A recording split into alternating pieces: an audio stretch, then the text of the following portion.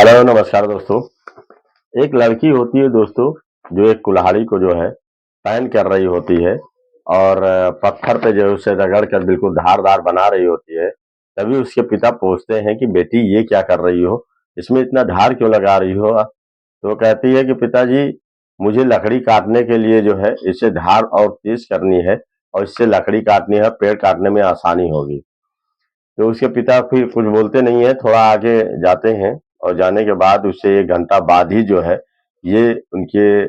Sir पे वार कर देती है उन्हीं की लड़की, और उनके टुकड़े-टुकड़े कर देती है, उनके हाथ-पैर कई जगह काट देती है और सर धड़ से अलग कर देती है। तो दोस्तों और फिर कुछ देर बाद जो है वही पुलिस को फ़ोन करती है और फ़ोन करने के बाद ज़ोर-ज़ोर से चिल्लाने लगती है और पुलिस को गुमराह करने के लिए दूसरों को बताने के दूसरे कोई इनके हत्या कर गया बताने के लिए ज़ोर-ज़ोर से चिल्लाने लगती है, गाँव लोगों को इकट्ठा कर लेती है। तो ये दोस्तों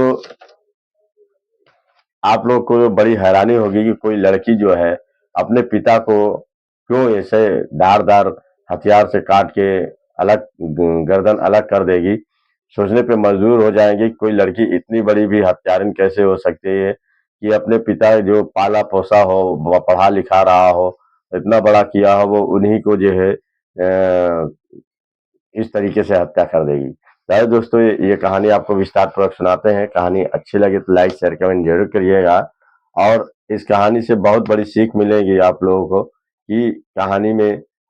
आप लोगों को ये भी पता चलेगा कि कैसे आखिर इसने अपने पिता की क्यों हत्या की, और आप भी जानना चाहेंगे। तो ये कहानी से बहुत बड़ी सीख मिलने वाली है, और कहानी अगर अच्छी लगी तो लाइक शेयर कमेंट जरूर करिएगा और बताइए कहानी आप लोग कहाँ से देख रहे हैं।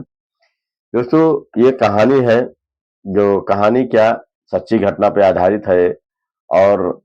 ये जो कहानी है दोस्तों, ये उत्तर प्रदेश की देवरिया की है। वहीं पे एक गांव होता है, महुआ बारी मोहल्ला होता है। वहीं के ये रहने वाले होते हैं उदय भान, और इन्हीं की एक बेटी होती है जिसका नाम दिवाली यादव होता है, और उनके 4 बच्चे होते हैं। एक लड़की होती है जिसका नाम दीक्षा यादव होता है, और दूसरा जो है एक लड़का होता है जो भोपाल में इंजीनियरिंग की पोस्ट पे रहता है, और 2 बच्चे पढ़ाई करते हैं, ये सबसे छोटी होती है, और एक लड़का बाहर पढ़ने गया होता है और ये सबसे छोटी लड़की होती है। तो दोस्तों जब ये पुलिस वहाँ पे आती है और तहकीकात करती है कि आखिर जो है ये हत्या हुई है तो कैसे हुई है, गांव वाले से पूछा जाता है कि ये बताओ कि ये मतलब जो हुआ है तो ये कैसे हुआ? तो कहते हैं कि हम लोग तो यहाँ पे आए तो इनको जो है जो दिवाली यादव है बता रही हैं कि मेरे पिता की किसी ने हत्या की है, तो वो बाहर पड़े हुए हैं। हम लोग एम्बुलेंस करके जो है एक हॉस्पिटल में ले गए, देवरा मेडिकल कॉलेज में, और वहां पे जब डॉक्टर उनको देखे तो उन्होंने बता दिया कि इनको तो ये आधा घंटा पहले ही ये खत्म हो चुके हैं, अब इनकी बचने की आशा खत्म है, ये खत्म हो चुके हैं। और फिर वहां से आके जो है लाश पोस्टमार्टम के लिए भेजी गई है। तो इस बात पे जो पुलिस तहकीकात में पूछती है कि आखिर जो है, फिर दिवाली यादव से पूछते हैं कि आखिर जो है तुम बताओ कि ये कौन इनको मार दिया है, कैसे क्या हुआ है, तुम ही बता सकती हो क्योंकि तुम ही जानती हो कि आखिर ये वारदात क्या हुआ है। तो वो लड़की बोलती है कि देखिए, ये जो है एक शादी में गए हुए थे और वहीं से रात का 12 बज रहे थे, इन्होंने मुझे फोन किया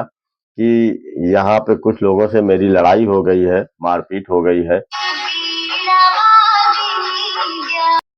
12 बजे रात में जब उन्होंने फ़ोन किया कि मुझे कुछ लोगों से लड़ाई हो गई है, 4 लोग थे और उन लोगों से लड़ाई हो गई है, और लड़ाई होने के बाद जो है ये लोग जो है मेरे पीछे पड़े हुए हैं, मैं दरवाज़ा खुले रखना, मैं जल्दी से आ जाऊँगा। आ जाऊँगा तो मुझे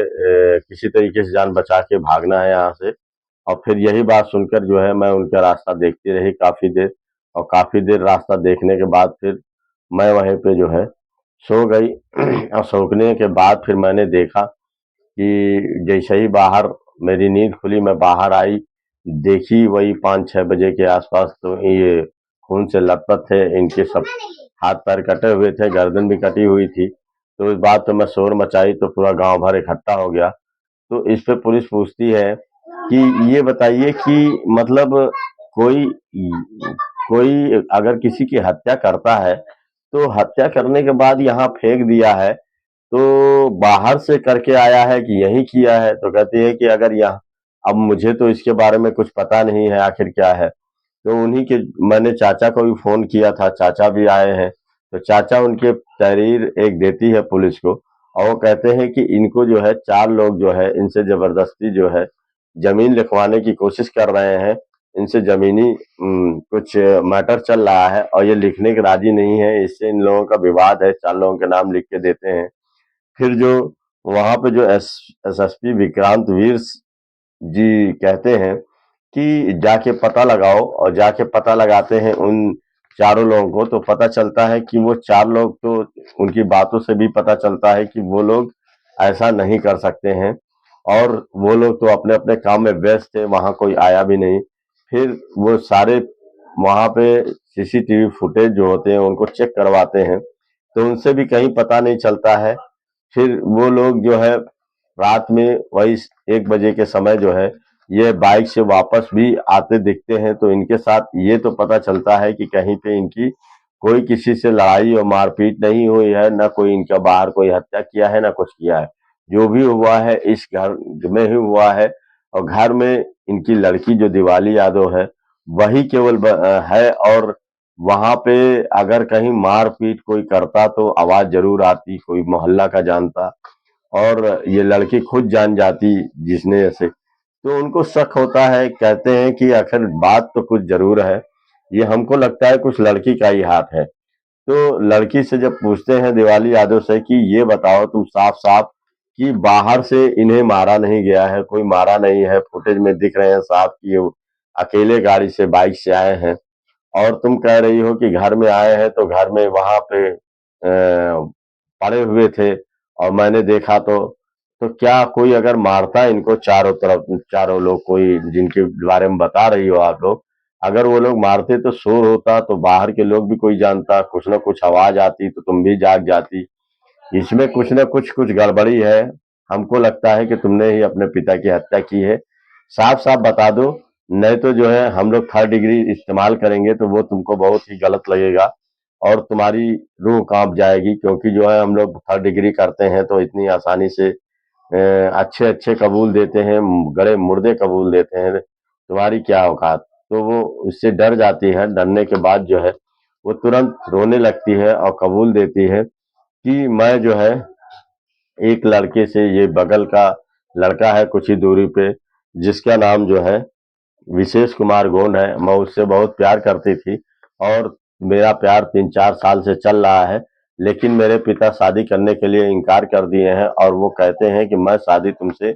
नहीं होने दूंगा, क्योंकि वो मेरे बिरादरी का नहीं है, वो दूसरे बिरादरी का है, और मैं कभी नहीं चाहूंगा कि दूसरी बिरादरी से शादी हो, और वो भी लड़का सही नहीं है, तुमको तुम्हारी शादी में कोई अच्छी जगह कराऊंगा।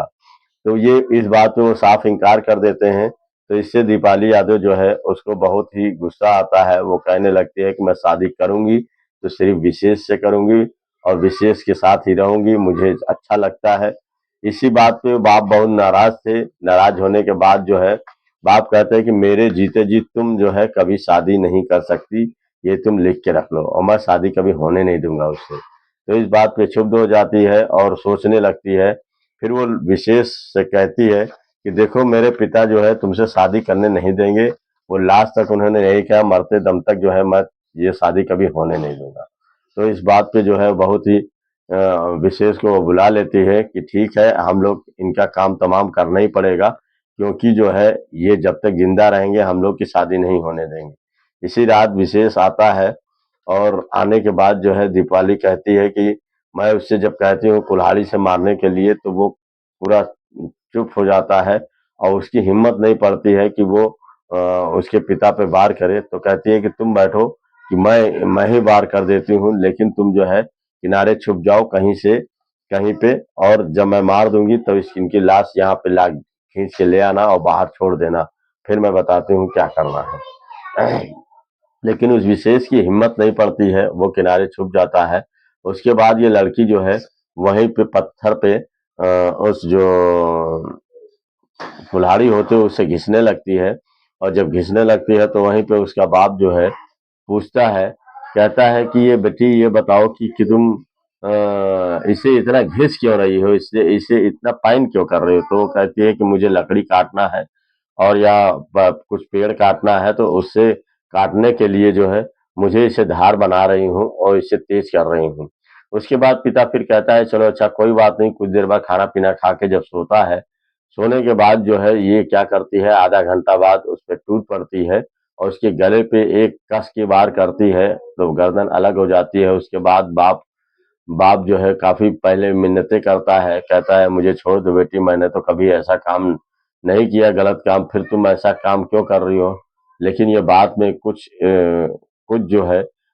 हरकत नहीं होता है, और ये हमें ये गुस्सा से और आग बबूला हो जाती है कि तुम मेरी शादी में अड़चन डाल रहे थे, मैं तुम्हें जान से ही मार दूंगी। इस बात पे उसके दोनों हाथ पे और पैर पे पूरा काट देती है और उसके कई टुकड़े कर देती है। तब जब पुलिस को बताते बताते रोने लगती है और कहती है कि जो विशेष है वो केवल खींच के लाया है, और मेरे पिता को जो है वो घसीट के जो चौखट है वहां पे लाया था, बाकी उसने मारा नहीं, मारा मैंने ही है अपने पिता को इस तरीके से। तो इस बात पे पुलिस तुरंत जो है उस लड़की को, दिवाली यादव को, और उस लड़के को विशेष, क्योंकि जो उसमें पूरा पूरा उसका हाथ शामिल था, उसको भी दोनों को जेल भेज देती है चार्जशीट तैयार करके। और फिर दोस्तों चारों तरफ सनसनी, चारों तरफ मोहल्ले में या हर जगह अखबारों में यह बात जब आती है कि एक लड़की जो है अपने ही पिता की कातिल बन गई है, उसे उसे 4-5 टुकड़ों में काट दिया है, तो चारों तरफ सबको पता चलता है, तो चारों तरफ शोर मच जाता है और सनसनी फैल जाती है। तो दोस्तों ये ये जो कहानी है यहीं पे समाप्त हो जाती है। लेकिन दोस्तों सबसे बड़ी बात ये है कि इस कहानी से ये सीख मिलती है कि वो लड़की जो ऐसा काम करी है उसको ऐसा नहीं करना चाहिए था। और कोई कोई भी लड़की या लड़का ये सोचे कि अब माता पिता को खत्म करके वो कोई सुख की रोटी खाएगा या सुखी रहेगा, ऐसा नहीं हो सकता है। जिसने गलत किया है उसने इतना बड़ा गलत काम किया कि अब तो न वो प्रेमी से कभी मिल पाएगी, न अपने माँ बाप से मिल पाएगी। अब तो हमेशा के लिए वो सबसे दूर हो गई, न अपने भाई न अपने बहन, सबसे दूर हो गई और सबकी नजरों में एक कातिल बन गई। अब जिंदगी भर उसकी जेल में ही पूरी उम्र कटेगी, और उस लड़के से भी तो अब शादी नहीं हो पाएगी जिसके लिए इतनी बड़ी घटना की है। तो दोस्तों कोई भी कदम उठाने से पहले 100 बार सोचना चाहिए कि इस तरीके की घटना जैसे हो जाती है उसका कोई पछतावा नहीं है, लास्ट तक जो है उसको उसके लिए दिक्कत ही है, और अपनी जिंदगी जहन्नम बना देते हैं दोस्तों। ये बहुत ही गलत है, ऐसा करना नहीं चाहिए, बल्कि ये लोगों के लिए सीख है कि कोई भी गलत कदम उठाने से पहले 10 बार सोचें। नमस्कार दोस्तों, धन्यवाद।